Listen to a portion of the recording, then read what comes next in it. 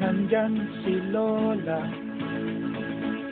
nagbibigay ng babala. Ikaw ay makinig.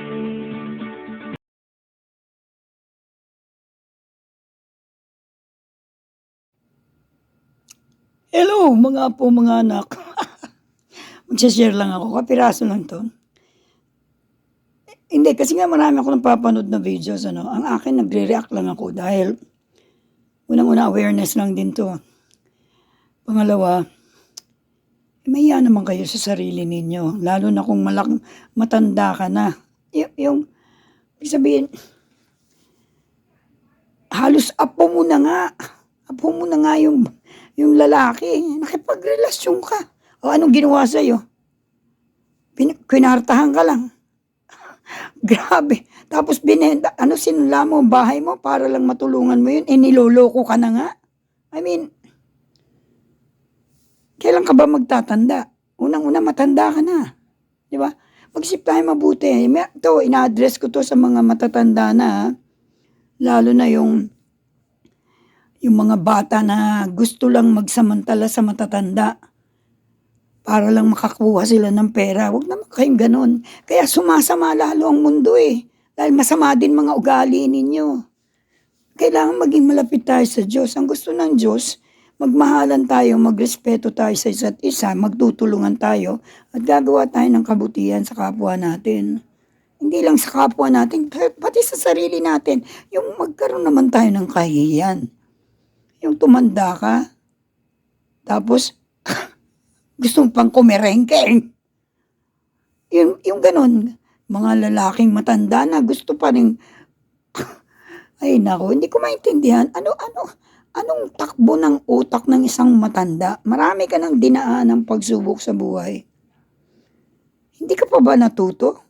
Hindi ka nagpapasalamat sa Diyos na nakaraos ka sa mga pagsubok na yon, sa mga challenges na yon? Tapos matanda ka na, papasok ka ulit sa problema. Gamitin mo naman ang ulo mo. Lahat tayo, marami tayong dinaanan. Pero kung natuto ka na, ayusin mo ang buhay mo.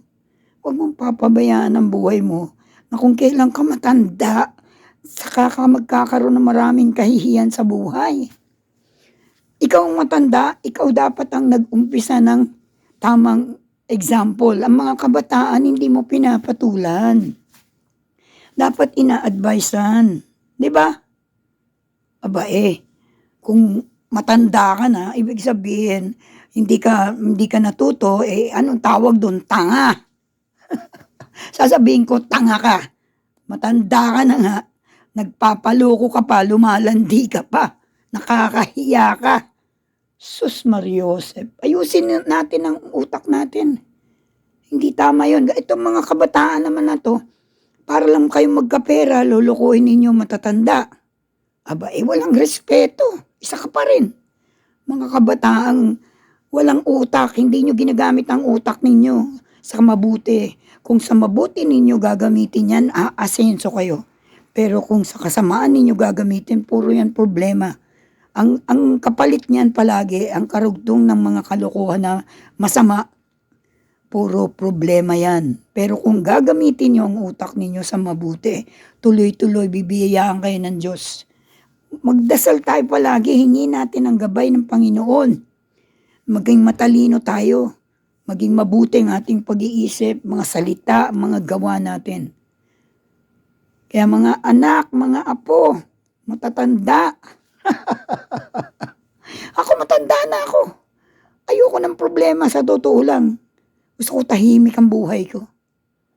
Gusto ko malayo ko sa mga pangit na mga nangyayari sa mundo. Ayoko makita yan.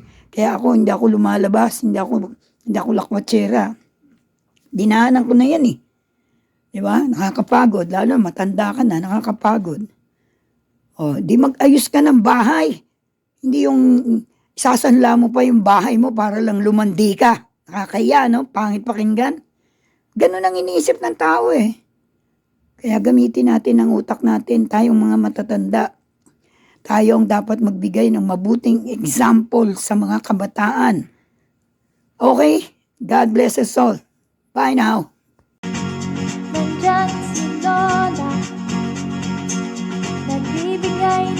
babala.